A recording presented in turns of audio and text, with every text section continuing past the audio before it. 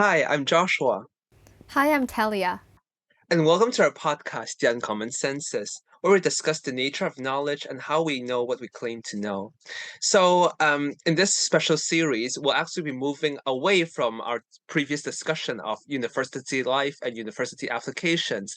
And now we just want to talk more about, the city we live in, Hong Kong, the city where we lived for most of our childhood, the city where we grew up in, and the city where, we have spent the past 20 years of our life in. We want to talk more about, our thoughts on Hong Kong society as a whole, as well as its culture and our individual experiences in it.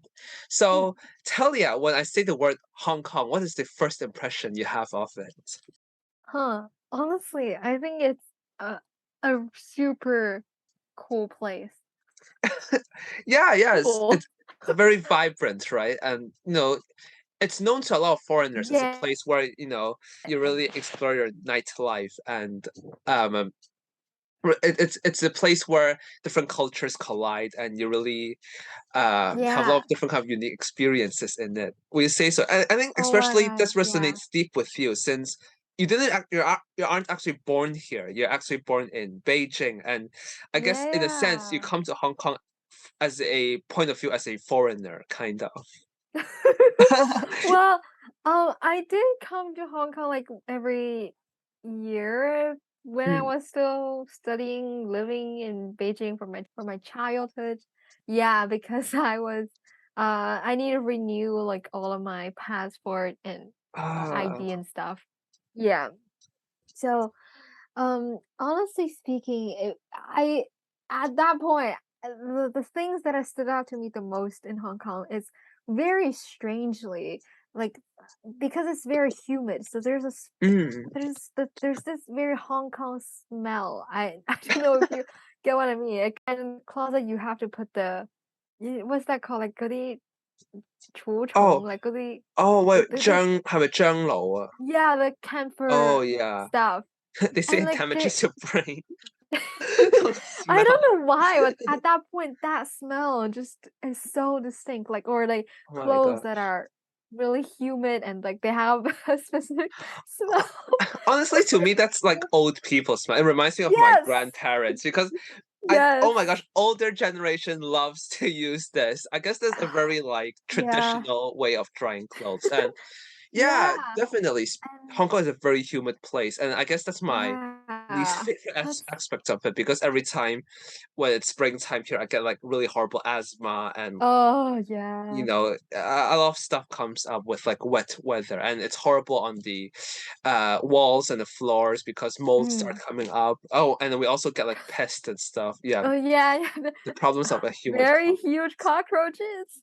Oh But God, yeah, there's so many of those. I think it's not like a Hong Kong thing, but I think it's just like a city thing where East, it's like yeah, you get like a huge Southeast flying Asia thing. cockroaches. Oh my gosh, I can't accept that. Yeah. Yeah, so honestly, Hong Kong, like in general, especially when I moved here for my studies, it was generally a very, very nice environment. It was really, really good. Like I loved studying here. I loved my grade. I loved my classmate. It was definitely much better than my last year in Beijing, like primary school, because there's some childhood trauma. I once again, I'm gonna unpack some of that. But yeah, it was just like being bullied by your teacher and stuff like that. But then here, I think I think our school environment is also really friendly. And it was just everyone in our grade was really, really friendly to me and stuff. So in terms of people wise, it was very good impression. Like I genuinely loved the people here. I love people in general, but I fear their presence but not their minds. This is something Ah, Aurora, one of my favorite music artists, have said. Yeah, I fear their presence but not their minds. But yeah, yeah, I think it's just I used to love Disney as well when I was young. I go there every year because I come here once a year, right? yes. So I go there every year. And oh, another smell that is very distinct is Park and Shop, the orange Mm. smell.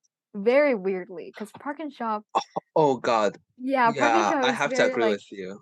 That's a parking Yeah. shop smell, definitely. Yes, yeah, that's a parking Because they shop put smell like though. oranges like right in their like Yeah. storefront, right? Yeah. So it's so prominent, and it's not Yeah. even like really fresh like orange smell. It's like orange smell with a mix of like I guess like plastic bag smell, since like usually have like plastic bags right next to it. It's a very weird Oh my gosh. combination. Yeah, yeah, yeah. But yeah, those are some of my impressions of Hong Kong. Like that's the first thing that comes to mind. But it's definitely a place where it's more a very international city for sure. Um, and I think over the years, I think it's getting. I would say it's more important. I would say there's a lot of shit that goes on here, and however, I do think that it's going to be a city that's going to keep on thriving. I genuinely believe that, and I hope that it's going to be the case for the future. So, yeah, what Yeah. about you, Joshua? What certain things that just jumps in your mind aside from like the pest and stuff? Okay, so for Hong Kong, I always think of it um as this really weird combination where you get like really urban places like in Hong Kong Mm, Island or like Kowloon where you get like really yeah. packed skyscrapers, you get like a lot of commercial and residential building or all scrunched up in this really small place, and honestly with like really bad urban design because everything is kind of Mm, like they have to work with this really small space, and really has to really run efficiently. On the other hand, Hong Kong to me also like has a lot of like rural places that's in mm, really close proximity yeah. with like urban places. Like we don't even have this like suburbia or like this isn't a concept of Hong Mm, Kong. It's like after urban, it jumps straight to like really rural area. That's just how yeah. Hong Kong is, and Like the I country think that's park is next to it. Yeah. exactly. I think that's part of like the topography Mm. typography. I forgot what the word. I'm Yeah, not I sure if I think. used it correctly, but like that's just how our place is lined up because of there's a lot of mountains in Hong Kong. That's why buildings are actually forced to like built around their edges. So if you study geography, you learn about like linear settlements. You learn about like how settlements are Mm, affected by their surroundings, and that's really pretty much the case of like Hong Kong, where buildings kind of have to like work off their geographical confine and limitations. But like mm, on a more personal note, um I don't know honestly to how to answer this question, because I guess when you grow up in a place and you kind of just live in it for such a long time, you kind of don't have a first impression of it, because mm. that's your whole reality of the place. Like your reality is the place and your place is Yeah. your reality. Like Hong Kong is Mm. my reality. It is the place where I spent my life in, and I think I just affected basically everything I do, from the way I think to the way I talk, like sort of accents I have, from like the English you're listening to now. Yeah, it basically shaped who I am Mm. today, and I'm just really happy I get to live in this environment, Yeah. because as you mentioned, like I think even though like there's definitely a lot you can criticize about Hong Kong people, but I do believe that at our core, just like any other populations, we are good Mm. people. Like Yeah. I do see like a lot of good people around me, and surprisingly, I don't really have actually like deeply negative experiences interacting with people in Hong Kong. Most of them are Mm. positive. Like I've experiences where I scrape my knee and complete strangers will hand me a bandage, or Right. like Yeah. yeah, or like they one time I was like having really bad nose allergies. I kept Mm. sniffing, and person next to me actually just handed me a tissue like voluntarily. Yeah, and Yeah. Okay. yeah, Yeah. I do get that perhaps like we're not as close knitted to like smaller communities, like Mm. in if you live in a village or a town, but as a city, I think we're doing pretty well for ourselves. Oh, and Yeah. also For like, sure. one of the really striking impression of Hong Kong is that it's so crowded and it's so fast Mm. paced. Yeah, I think that's Yeah. how Yeah. you can Yeah. describe Yeah. Hong Kong, because okay, if you're just slightly slow, or if you're just like uh if you're slight inefficient as a restaurant or like a business or whatever you do, you're gonna get complaints like if Hang you live by in Hong Kong. lah. Yeah, 快啲 啦, like hurry up or like you get people are just so like I don't know, results orientated or like how do you say or like just Yeah. basically very summed up. Like Yeah. they're like in a hurry at all times. They just want to get things done. And yeah, True. I guess just that's how you describe Hong Kong people. Like we're nice people, but we're also that a bit like Yeah. impatient Yeah. and always rushing to places. Yeah, that's my overall like Yeah. review, I guess, of Hong Kong. So Yeah. yeah, let's get into like specific like subcategories of like what it's like, living in Hong Kong. Let's start off with something that's like the most obvious, like the physical environment. What do you think about that? We've mentioned like Mm. how it could be crowded and um how it's pretty much really confined in a really small place with a lot of people. So, Talia, what is your experience on like, living in this like so-called concrete jungle? Honestly, I think it's just um you really see the division between people who are financially well off and people who Mm. do not have that privilege. You really Yeah. can see that. So, I used to live in Shan, so I used to Ooh, live there, so I'm not exposing myself. rich, rich. No, no, like definitely not um in that sense because where I live, I directly look down. I can see Renaissance International School, and right next to it is a local school. So it's Mm, the school that's government funded in um Shan, and you can see that it's different. It's right next to each other, and you can see how huge Renaissance School is, how many facilities they have, and how nicely built everything is, and how like they're building new stuff every single year almost.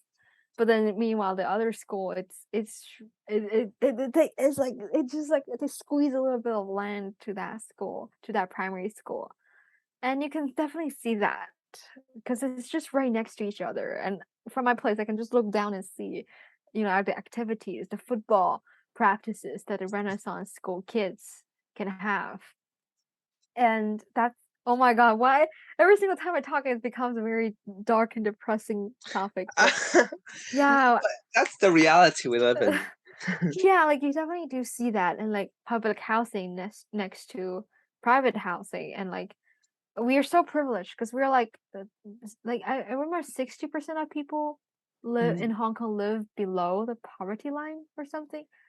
And mm, we are not that 60%. We're not the majority.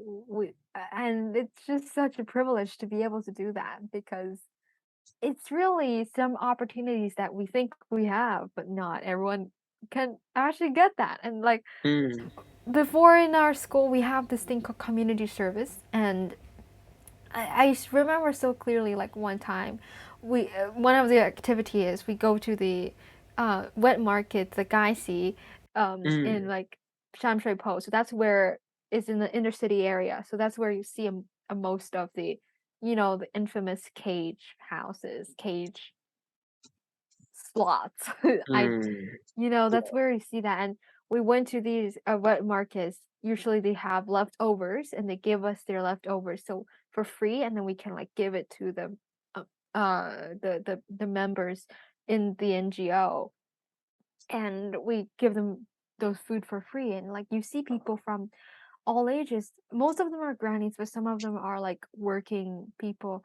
And like you just kind of wonder like especially for those who are working and they possibly have children and family, like how do they feel that they are, you know, kind of living in an environment like that? They definitely want to provide more to their family and stuff, but they really can't. And like I I know for sure I'm speaking this from a very privileged point of view, but it's just it is for sure a problem in Hong Kong, one of the one of the financial centers of the world.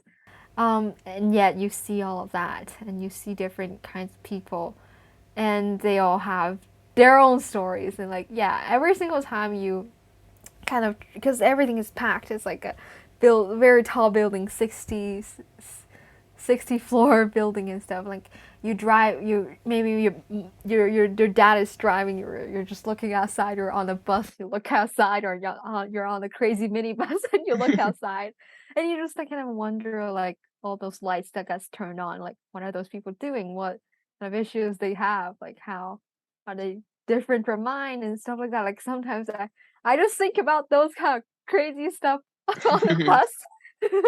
So yeah, I do feel like living here, that is for sure a societal issue. Like Mm, previously mentioned, there's a lot of problems here, and I think that is clearly one.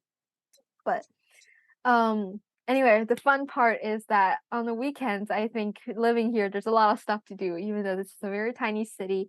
But then there's so many cool things to do, and I think you for sure, I think if you go on websites, find Hong Kong tourist guides, you find all of these really nice places from the urban parts, and also from like Lama Island, from like the rural parts. For sure, go to do that. But hiking is also really fun.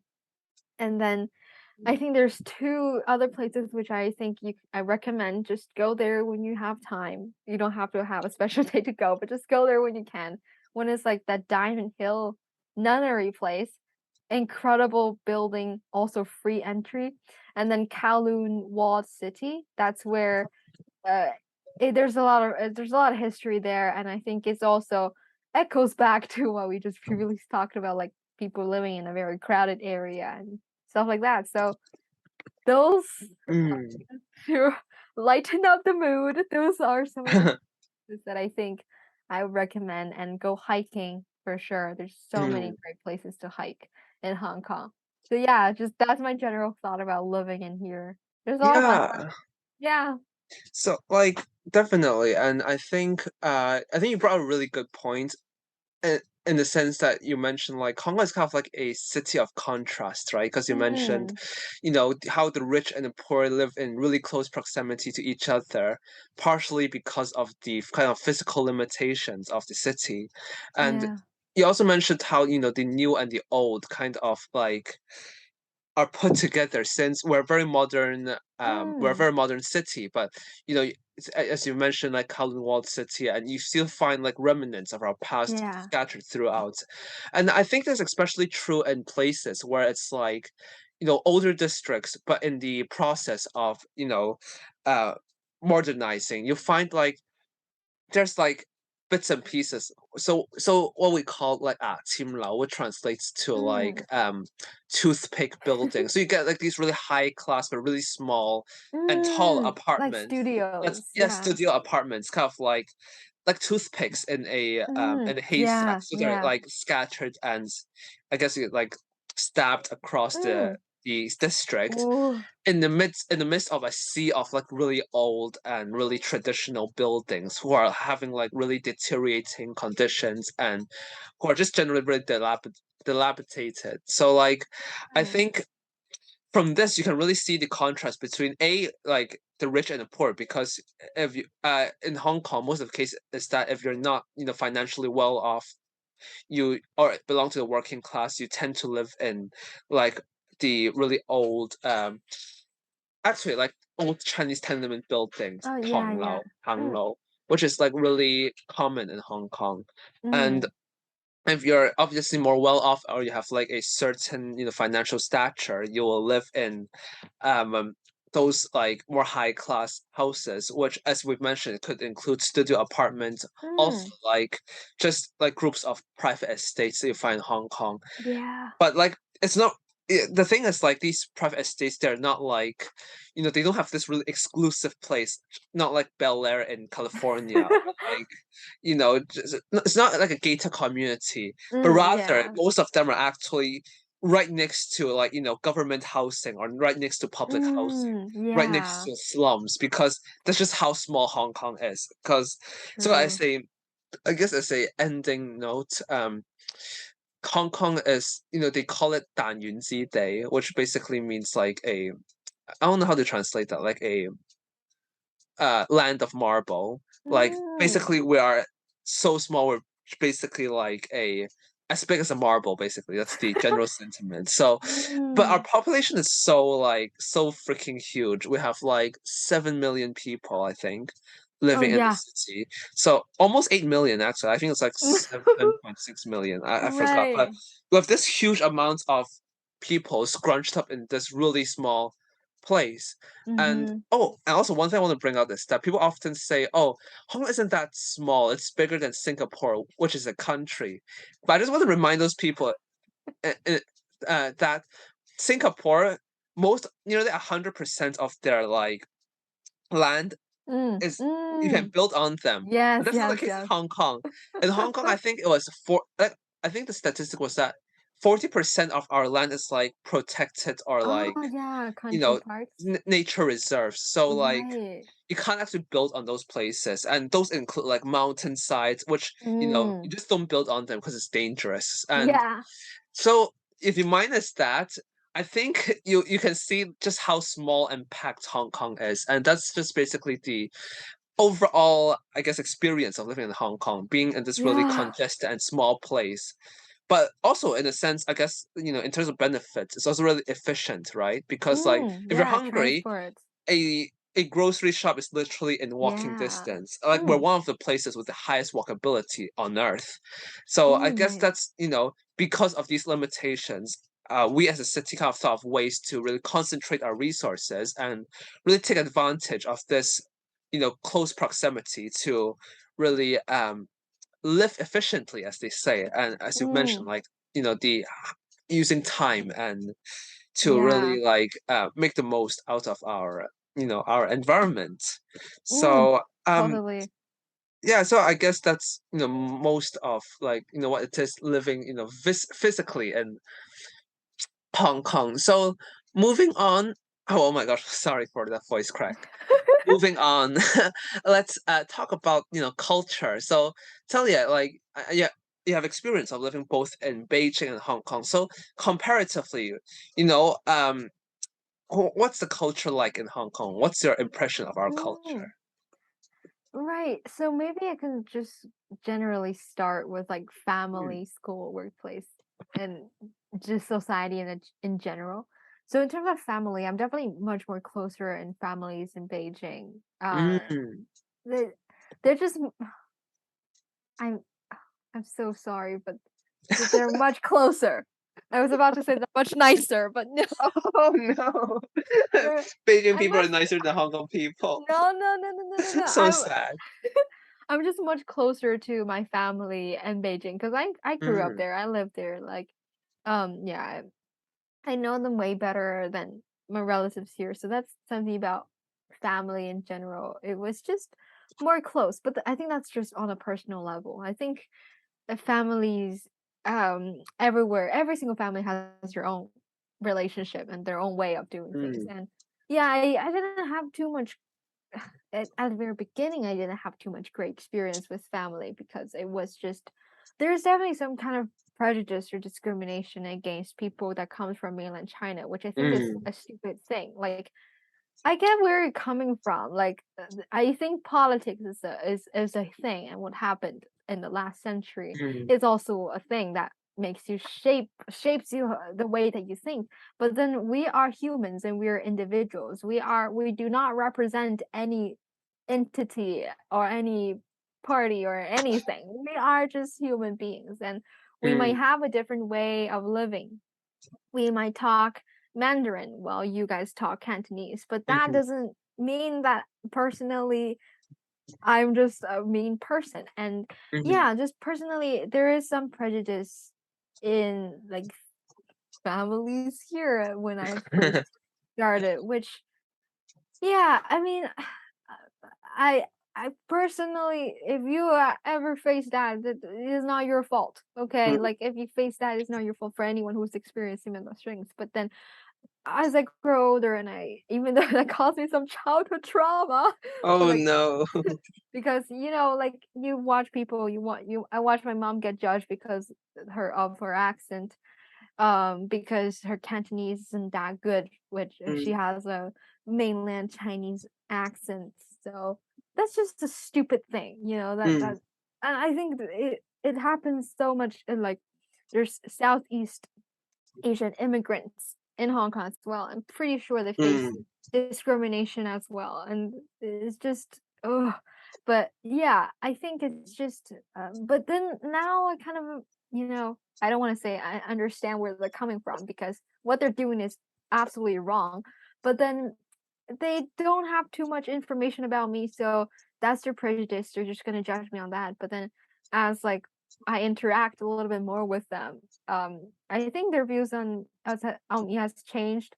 Not that I care, but like Good for thank you. you, yeah, for like appreciating that I'm a human being. I'm not just you can't just judge me based on where I'm from and your Mm. impression of the place that I'm from and also the people of that place. Like it's just a very stupid thing. And honestly, I agree with this statement. Like Chinese people just the crappiest. Okay, so like Chinese people will give the most crap to Chinese people. Like Mm. I don't know if you Nobody agree with hates that. Chinese people more than Chinese people. Yes, yes, yes, yes, yes, yes, exactly. Like I completely agree with that sentiment. Like this is so true, and yeah, I think it's a societal like cultural thing. And in terms of school, I appreciate schools in Hong Kong way more. I'm not going to Mm. lie. I did have a pretty nice childhood, like just primary school. But then my last year of my primary school was absolutely crap. But then it's just there's a lot of things going on. There's a lot of bullying by the school teacher or Mm. something close to briberies, things which happens Mm. everywhere. Yeah, it happens everywhere. Corruption's, it's just a universal thing. Yeah, it's a universal thing. It happens everywhere. Like yeah, don't say that this 关系, relationship thing Mm. only happens in China. No, US, nepotism babies, all Mm. of those people, like they happen everywhere. So yeah, absolutely. I think it's just speaking from my personal experience. I don't think it represents anything. But Mhm. then yeah, for schools in here, I would say it's like kind of I've had much fairer treatment, and I think here if you work hard, you have the chance to grab an opportunity.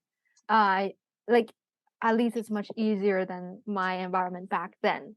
So that's kind of like about school. In terms of workplace, haven't worked and I don't want to work anytime soon. If I can stay in school, I'll Same. stay in school. Let's More of it's be mine. Yeah, nepotism but babies. I mean, before I was like, I want to graduate soon. I want to work. I don't want to study anymore. And now, like, girl, just if we can stay in school, just Mhm. stay in school. Like, don't Mm. don't go.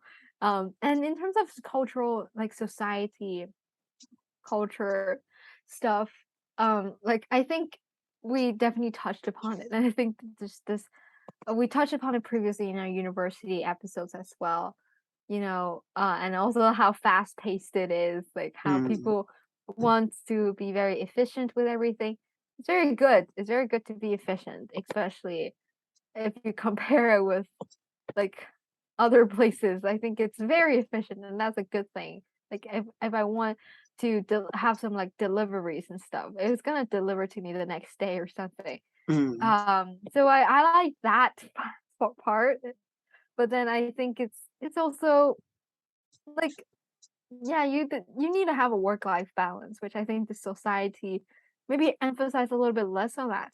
But then once again, I think Mm. in all places you have organizations which don't care about your work life balance.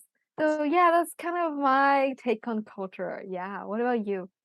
Yeah, to be honest, like I really agree with like what you said so far, because honestly, that's how I feel about like Hong Kong's culture. So I'm just gonna like make some quick points because I think you covered most of what I wanted to say. Yeah, and yeah, so the first thing I would say about like okay, just a disclaimer, like this is just like my honest opinion, and honestly, it's not, and I feel like each culture have their bad points, but then like Mm-mm. usually people don't talk about them because if you don't belong to that culture and you criticize Yeah. them, it kind of feels really insensitive of you and Yeah, really yeah, yeah. intolerant of you. But since I am a Hong Kong person and I actively participate in this culture, so I feel Yeah. like I could be more open in criticizing it, like a privilege that I guess doesn't belong to that non-Hong Kong people, don't have that Mm, privilege that they don't have. So like, first of all, I would say Hong Kong people is, as you've mentioned, to some extent, a bit intolerant. I would say mm. because one thing we love to do is basically to complain because we Yes. yeah, we feel like, for example, if we receive a service and we pay for it, we feel like we should receive like the top-notch quality, and any like mistake or like mishap is unacceptable. And if we do feel like we transform into Karens and we love to complain. Yeah, just Yeah. observe this in a lot of places that people Hong Kong people love going to. So, for example, like Taiwan, Japan, Japan. Korea. Yeah. You see a lot of like cases where the locals will complain about Hong Kong people complaining so much because that's what we do. Yeah, and as you mentioned, like in terms of politics, we're also rather intolerant to people that belongs to minorities because Mm, like it's not like I guess not like in the US where it's like if you belong to a minority group you may be in physical harm. I don't think that's the case mm, for people in Hong Kong. At least mm. that's what I don't think. That's what I think. But like I think in Hong Kong it's more like a subtle Yeah. Yeah. like discrimination where they won't harm you directly, but they kind of Mm. from the way they speak to you, from the way Well they said. act, they kind of Yeah. like make you feel like you're lower than them and that they're better than you. So I guess it's Mm, like Hong Kong. And speaking of being intolerant, I think another aspect of the Hong Kong mindset that you have to understand is that we're more, I guess, a very traditional mindset. Like in a lot of like social social issues, mm, we're still kind of mm, lagging behind. For example, like such as talking about the matter of race, mm. Mm. sexuality, actually especially Yeah. sexuality, we don't Yeah. really discuss it Yeah. a lot because I guess we do have a lot of remnants of like Chinese culture in us because after all we are Mm. Chinese, and so For like yeah. in Chinese culture, this talking about like sexuality or talk about like race or these things that Western society has already been discussing for a long time. To us, it's a very taboo subject. So Yeah. yeah, so we tend to avoid talking about it, and so in return, like I guess majority of the population is more conservative, and Mm. if you can say that, and like they're they don't really talk about or like experience a lot of these subjects. Mm. Yeah, and also like linking to back what we've said just now, Hong Kong people is very impatient. So it also ties into what we've said about like us liking to complain because Mm-hmm. like we want everything to be done really efficiently and time is very important to us. Like to us, and I think that's exacerbated by the fact that everything is so convenient for us. So we're so used to having Yes. everything at our doorstep. So like any Yes, yes, minor yes. inconvenience, such as like, a for example, like a delay in a MTR delay of like 5 minutes is already like unacceptable. Yeah. But like if you look at other cases of like in the UK or in the US where Oh. you can get your train or your like I guess your transportation cancelled due to an Mm-hmm. unexpected event or like delay for more than like 1 hour, 2 hour. Oh my Mm. gosh, I can't Yeah, I imagine guess. no, like if that happens in Hong Kong. I think people would just completely like start killing each other. Yeah, yeah, yeah, yeah. And like honestly, I think no matter how well the the department tries to arrange it, like Yes. they arrange buses, they tell you Hmm. signs, like it's gonna be chaotic because like no one expected this. But then people are gonna complain like, oh holy no, like it was really such a huge mess. Like they're not gonna give Exactly. you a bus, they're not gonna provide you a shuttle bus Yeah. anywhere outside of Hong Kong. That's just Exactly. relatively speaking. Yeah. Like any developed society, as you mentioned, another point, Hong Kong people are privileged because like Yeah. we have this like I guess just it's the expectations that everything should be catered to us. So, even though departments, even though government is trying as hard as they can, Mm. we always like find flaws or like things to complain about the arrangement. And I guess that brings me to my Yeah. next point about just this, and this gets a bit more political, but I think Mm. Hong Kong people, they have this distrust towards like authority. But then Yeah. what is very like counterintuitive, because at the same time I think Hong Kong people also love to comply as in Yes. societal Oh God. norms. It's Yeah. such a yeah, it's so well disciplined. I think that's also another Yeah. thing. Like first Yes, question. Like exactly. And this actually one of the things that my business professor talked about. So he talked okay. about how in Hong Kong that's one of the easiest places to commit theft, Yeah. because most of the shops, they don't really have a full CCTV system. And oh my gosh, all our products are placed at our storefront. Like if you Mm. just snatch like a product, you can just walk away with it. And most of Yeah. our like grocery shops, because to conserve space, they go into really nooks and crannies. You know what I mean? Like they Mm. really like have really narrow corridors Yeah, yeah, with yeah. really Ooh, little like surveillance. So if you really just want to like get something or steal something, it's really easy for you to do it. But just true. a disclaimer, I'm not Don't encouraging steal. anyone to do it. Don't steal. That's the felony. Oh my Yeah, God. yeah. But like just to say it's really easy to do it. But then Hong Kong is one of the most safest place like Mm. to live in. Like you see the crime rates were really low, like record low. And Yeah. I think it's basically, as you mentioned, it's like the self-discipline that the Hong Kong Mm. people have. They are very rules orientated. They comply a lot. Like rules to us are very important. So because we know that we shouldn't steal, that's why we don't, even though we're Mm. not forced to not steal. Yes, Yeah, yes, but yes. I guess at the Mm. same time, because we're so critical of things, because we love to complain, we're impatient, blah blah blah. That's why like we see a lot of faults in, I guess, our government or like Yeah. authorities. So we tend to well, like we like to comply like subconsciously, but we don't like to be told what to do.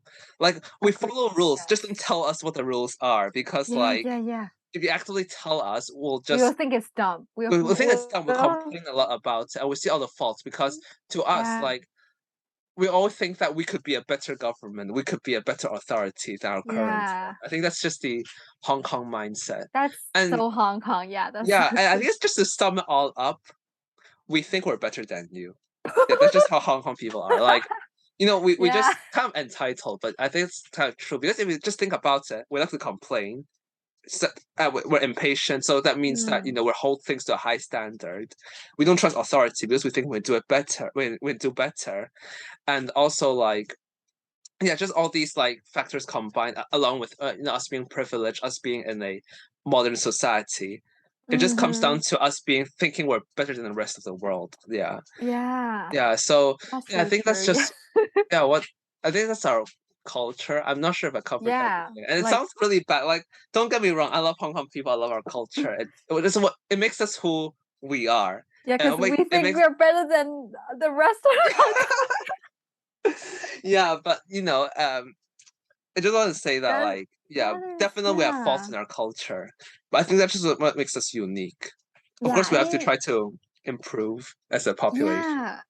Exactly. I completely agree with all of the observations that you made. Like we just we just yeah, we follow the rules, but we also are like really picky people. And I think yeah, like Yes. I don't know how much we should talk about this because I think when you talk about Hong Kong, like the most recent things were definitely something related to like politics, like Mm, how like 2019 and also like recently there's a lot of people that just immigrated to the UK and stuff like mm, that. Like honestly, I don't really want to talk about politics because that politics is like, just like people get crazy about it, and like mm-hmm. uh, I don't want people to get crazy, or I don't want to get attacked.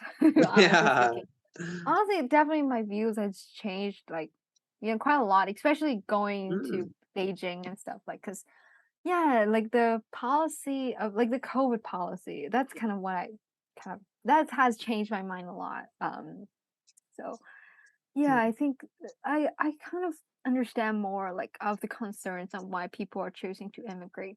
I kind of understand a little bit more on that, but personally Yes. speaking, yeah, personally speaking, I for now that is not an option that I want to give because like, what are you gonna do there? Like, okay, I'm not gonna lie, the Chinese government, it's not very good, but then so is the UK Mm. government. It's just as Yeah. crap, okay? Like it's and Tories. yeah, it's just that bad, and like it's especially you know, as your personal, you know, your background and stuff. Like, what are you gonna do there? Like, I think it's Mm. from Persepolis as well. Like one of the Mhm. graphic novel that we read in IB. Like I Yes. remember so clearly. There's just one frame where this basically a story set in Iran, and they're thinking about like should they move to the U.S. or something, or the Europe or something. And the Margie, so the main protagonist, was I Mm. think 10 or something at that time, and then her parents were like move, we're gonna immigrate, like what we're gonna do, we're just gonna be taxi drivers and a maid.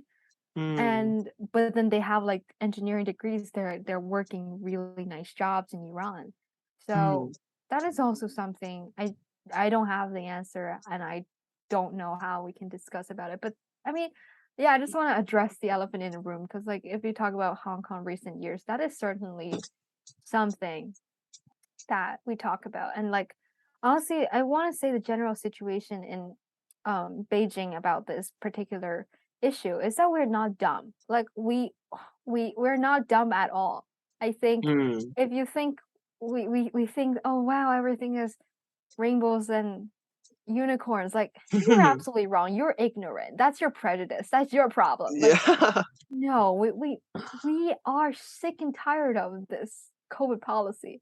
And Mm. I definitely hear when I was lining up to get the COVID test, because we have to get tested every 3 days in like center. And Mm. yeah, I definitely hear young people talk about this, like how, you know, the world is kind of watching us and like trying to laugh at us because uh, we are doing all of these things. We're still closed, and yet everywhere else in the world is open. And like, WHO is considering to like say that COVID is no longer like one of the most pressing, you know, issues at this stage, and yet we are still doing that. And yeah, like it's. I think young people people in mainland China, we recognize this. We know Mm. the deal. We know that this is crazy. We do not like this at all. We Mm. I just think it's just yeah, it's a huge misconception among people in Hong Kong, or like how people view people in mainland China. And I just want to say this out here because I think it's important to, to get the message across, not to judge others based on your prejudice and stuff. So yeah, I think just that's my general view on the politics state. Yeah. Yeah. Yeah, definitely. And I really agree with what you've said. And Mm, especially the part where it's like our impression of other people, since we often have this in Hong Kong, we have this really fixed mindset where um yeah, how we kind of, as you mentioned, how we kind of look down on like mainland people. We think that they're all yeah. brainwashed, but to be honest, I Mm, think it's very important to keep in mind to separate between the people and the government, because the yeah. government does not always represent the people, Mm, especially in like a, I guess, like an totalitarian like society where yeah. like people have really little say in how the government works. And Yeah. yeah, and I think, speaking of just politics in Hong Kong, um, recently it's getting more and more, the fight is getting more and more bigger, and Mm, I don't know. I guess everything's like both sides just becomes more extreme, I think, and yeah. uh, as you've mentioned, it's really it's to a point where it just really makes you want to get out of the city. But then, like as you mentioned, like Persepolis and like Marjane What can you Satrapi do? in the novel, even like e- even if we don't like where we are, there's not really any place to go because going to a new place introduces a different set of problems, which could be equally, if not worse, than the Mm, problem you're facing now. So, yeah, and exactly. I guess just bring me to my next point, where I think Hong Kong is it's what they call an immigration population. Mm, Like we're always on the move. Like I don't think Hong Kong people really have a quote unquote home because because we mm, really like to travel. So first of all that, and second of all, we really like to just to immigrate from place to place. Our population is always like in motion. mm, Our fixed population yeah, compared to like our like transient one is actually like really see the ratio being really the contrast is really big, basically. So yeah, like um I think Hong Kong people, how they see this city as they see this as a place to make money and to work rather than a place to live. for sure. Yeah, because Yeah. in terms of like I guess like more quantitative like measurements, Hong Kong is Mm, perfect. Really, perfect walkability, really accessible and all that kind of stuff. But I guess like for spiritual and mental like living, Hong Kong isn't really the place to do that because you don't really get enough living space. Our yeah, oh my that's true. gosh.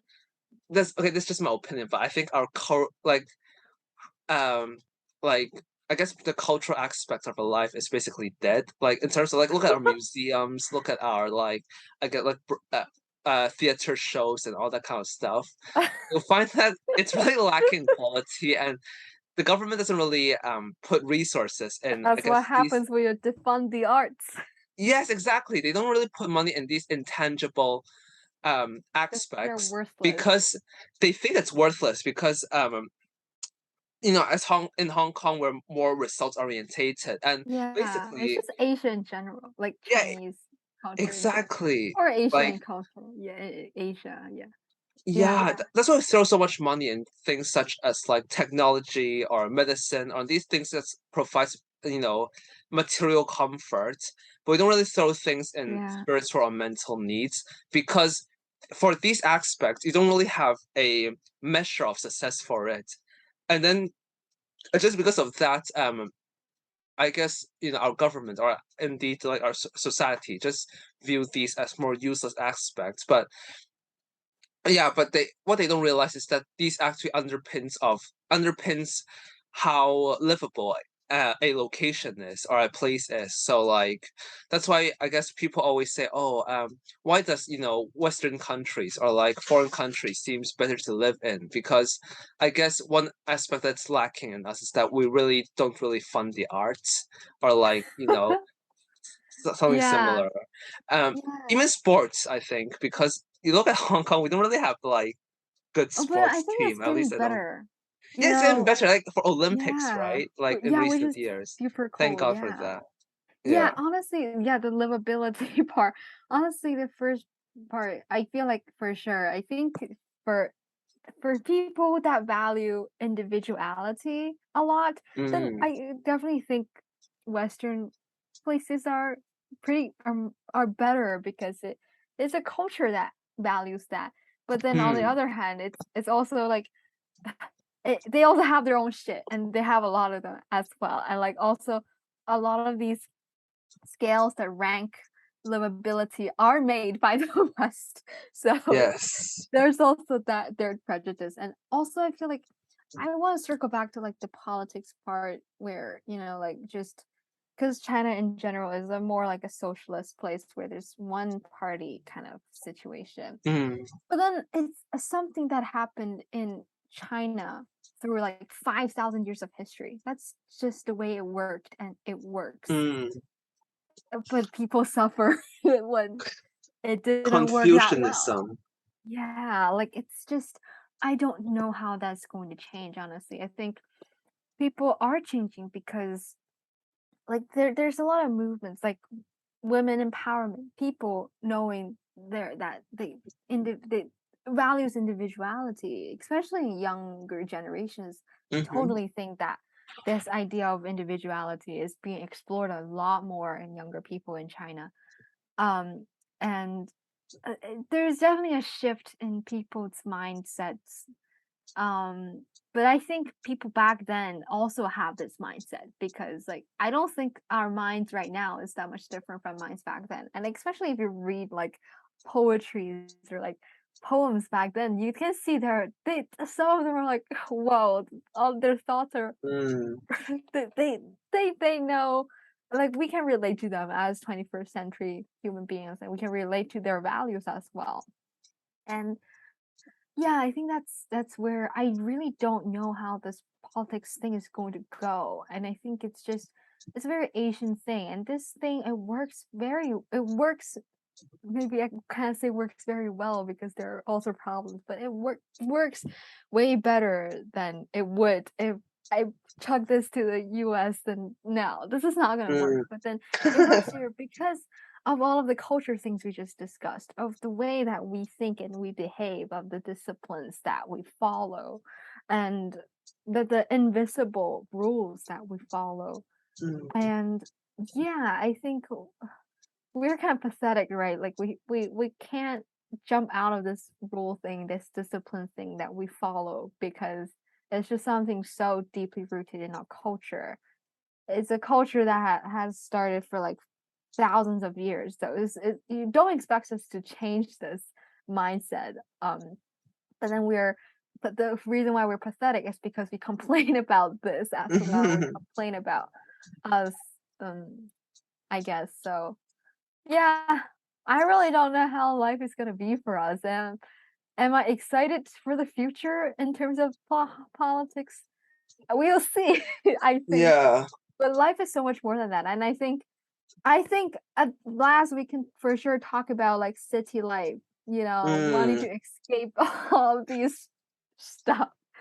So yeah, like in free times I do urban farming. There's urban farm in our school, which is super cool. It was so relaxing. It's so fun, and it sparked my interest in agriculture so much, and love sustainability. And I think yeah, there's something about urban life and rural life, which I think both lives they have their own pros and cons, but there's something that I want to perhaps explore a little bit more on the rural lifestyle because I've never lived that, and I think I want to give it a try. And I think it teaches you so much about fundamental survival skills as well, which I want to know how to do that in case there's an apocalypse and stuff. So yeah, Joshua, yeah, talk about your relationship with urban life or all of those. Mm. Honestly, all of those things that we talked about are closely related to urban life, but then both of us are people that perhaps look want to have a go at rural life. Not sure if it's a very romanticized rural life, but it's Yeah. something we want to try. So yeah, what's your thoughts on that? Okay, so first off, like I want to say that I the only lifestyle I've known so far is an urban lifestyle because Yeah. as we mentioned, I live in Hong Kong and I live in the city part of it. So like Mm, I'm constantly bombarded by like all these kind of I guess what you call like city stimulations because I guess living in the city you really get a lot of really outburst of different kind of sensations. So you get really strong lighting, you get, the smells mm, are really strong and you get people everywhere and it's very noisy. So like I guess because of living in this environment for so long, I just kind of want to try a break from this all and try to like return to a more quiet and a more, you know, I guess tranquil environment. mm, And that's why I kind of really look forward to like rural life.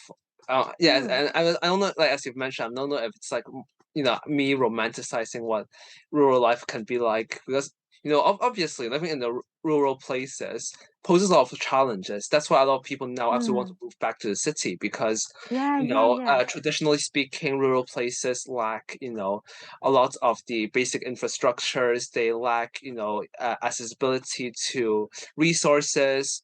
Mm. There's not much people you can interact with, so it could be really boring. Yeah, and you really need to have a really good transportation because I think, especially living in Hong Kong, one of the perks is that, oh my gosh, transportation is so convenient. Like other than the other than us being in such a small place where getting from point A to point B could be really quick, our transport Mm-hmm. system is very centralized. So basically, like if you take the MTR, you take a bus, if you take a minibus, you can go to most any place, like any place in Hong Kong. So like, Yeah. you know, um, um just because of that, getting to different places is very easy, and yeah, I guess I'm just very used to it, and yeah, I'm not sure how much it will affect me if I were to go to a place where the transportation system is less convenient, and yeah, and a second point is that one thing about living in Hong Kong, personally, is that as an introvert or like self-proclaimed introvert, Mm. like I guess because you live in such a small place with so many people, you have to constantly deal with like other people, and to be honest, it's not Yeah. something I'm Oh. really into because I guess I'm not really great, socializing with like mass groups of people or even be in the presence of like a lot of people. That makes me really nervous and anxious at times. So, a break from that would be great. And because of, being an introvert, I guess, I don't really do a lot of parties or clubbing. So I guess what makes the city so attractive doesn't really appeal to me since Mhm. I'm not really into lifestyle anyway, night life anyway. So like for me, I actually prefer to like read a good book or play board games with close friends. Mm. But and I guess you can achieve that even in rural places. So, you know, um, it's not really a must for me to live in a city, I guess. And for this part, it really comes down just down to like personal preference. So, yeah, that's my view of like city life in Hong Kong, and and that's also why like I kind of want to try different types of lifestyle and maybe try a rural or at least like suburban kind of life for a while if I have the opportunity to do that in the future, of course. So how about Yeah. you, Talia? I understand that you also kind of want to try a rural or like at least Mm. like semi-rural lifestyle. Oh, yeah. Oh God. First of all, you gotta be rich. Like, I don't think I will be like, okay, let's just graduate and go. Like, Hmm. okay, that I That would need be a, naive. yeah, I need a sugar daddy or mommy, but Oh my not gosh. interested in that. Okay, Okay, so deal someone's rich. no, Yes. no, that's not. How much are you willing to sacrifice for your ideal lifestyle? Jeez, no, that is not part of it. I don't think. And yeah, I think nowadays there's so much possibilities. Like there's so much work you can do remotely, so that's Hmm. great. And I've been looking through information on like how to, there's tiny house living and stuff. And yeah, it's very interesting thing because a lot of these tiny house living people are white people. Hmm. Who are financially okay, so well off. So that tells you a little bit about the demographics. We're just snobby people who wants to, Oh. but for sure I want to kind of, you know, I because like my grandma's brother. So my grandma Mm, in Beijing, she comes from a rural place back then in 1940s China, where mm, there isn't much rural place at all, and some of my relatives are still in a rural place. My grandma was extremely, you can say, lucky, um, by the current definition, like or just current societal expectation that you should go to the city and seize an opportunity and stuff. So she's actually really lucky. She was able to come to Beijing and like work and stuff like that, and just start her family there. But her Mm, brother is not. So um and their life honestly is harsh. Like if farmer is it's your occupation, it's a hard life. It's mm, extremely hard. And I just feel like I wanted to first of all work in the industry, try to see how can we help with this agriculture industry. How can we, improve that and make it better. And as food security becomes a huge issue, I would say, in the future. mm, So that is first off, that is the plan, to work in like a business that focuses on, you know, um agriculture industries or food industries or anything related to sustainability related stuff. That's something I would first want to do. And then I'll gain skills along the way how to like make my own organic farms and stuff. And of course, I hope that if I ever live in a rural place, I can also have remote work so that if my garden doesn't give me any produce, then I can at least have the money to go to a nearby town, drive there, get fuel, and then buy food, and then come back home and stuff like that. mm, So yeah, I would say it's like a plan, but definitely also van life, like RV traveling. That is also something I'm super interested in. mm. Yeah, we have like an RV plan with Joshua. Like I don't know Yeah. how we're gonna make that happen, but we that's our Mm. goal, right? That's our motivation. Exactly. That's our dream. That's something to Yeah. like keep us alive and keep us driven. Oh my God. Yeah, I think after we worked for a while, I'm just I really want more people to join our RV traveling thing because the more Yes. people there is, the higher probability that one of us is gonna get rich. So we can Or like just maybe go not a lot of us out. get rich for like, more pooling of funding, Yeah, the yeah, business sense. yes, we're pulling. So we are not. Just I just don't want us to be snobby kids, because that's Oh no, like we are living off our realistic. parents. That would be horrible. No, we are realistic, Yeah. and yeah, I think yeah, those are some of my plans, and yeah, I'm genuinely thinking about it. But for sure, I think working in industries related to environmental science or sustainability, that that would be great. Yeah. Yes.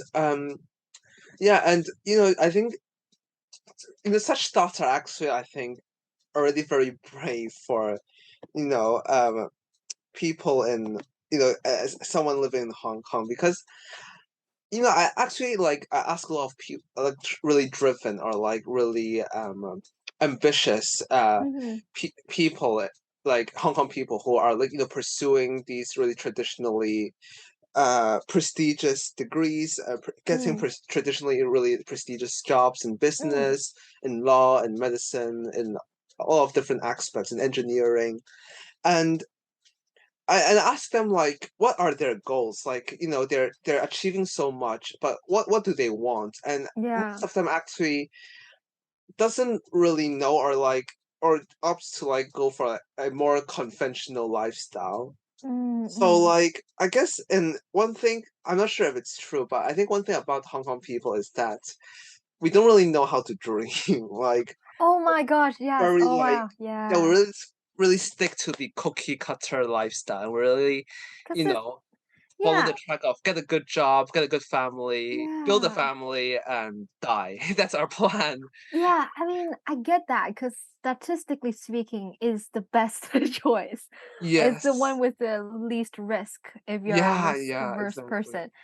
We are smart and we know it's the best choice, but then Mm, it's just really hard because when you have a dream, then and you're motivated to work towards that, then yeah. you can't live that conventional life. Like there are times where I hope that I don't have this dream because my life will be so much easier. Like I'm shooing for the conventional success. My life is going to be just statistically speaking easier, Yeah. than if I have a dream and I'm so determined to go and set for it. So Mm, yeah, that honestly, I definitely think about this. Like And you're also kind of like working against society, right? Because society builds on a certain mm, expectation for you to like live this conventional lifestyle. Because mm. as a society, it actually creates more harmony. It creates more stability to be Yeah, yeah. conventional because that's how, our society can really, progress and, work and be on track to achieve its goals. But I guess, like, because we're not living for society, we're living for ourselves. And kind of going against We that grain. failed as Asians. Oh no, we failed our culture. Yeah. Yes, but like, like, because we're going against that, I guess, as you've mentioned, like, other than it's statistically being at higher risk to fail, I think it also makes it harder to go to work on every step since you're actually working against what everyone wants you to do. So like you don't really have guidance in what you do, but rather you have just to trust your guts or find kindred spirits, which Disapproval. I'm so glad to have found. Telia. Yeah, like it feels good to, talk with someone who who is experiencing the same problem as you. So Yes. yeah. Yeah, I guess that's it for this episode then. Yeah, thank you for watching our like rants on Hong Yeah. Kong. And if you guys want to listen more about, what it is like living in Hong Kong, definitely oh my gosh, I don't want to be like those YouTubers. Like comment below and hit that like button. We But like don't yeah, you we definitely reach never out to check us. comments. Yeah, yeah. But like, definitely you can try reaching out to us through like Instagram or YouTube just to like throw out some like Yeah, your things thoughts. you want to listen to so we know what to Yeah. talk about. But if Oh not, it doesn't matter yeah. as well. We'll just talk about whatever we want. Yeah, honestly, I feel like we can definitely have an episode talking about like sexuality in Oh, June or something. Just I have yeah. so much to talk about. Like Yeah, to there's a rant lot. about, right? Yeah, let's yeah, thank you guys so much for listening and we'll see you next time on the Uncommon Senses. Bye bye.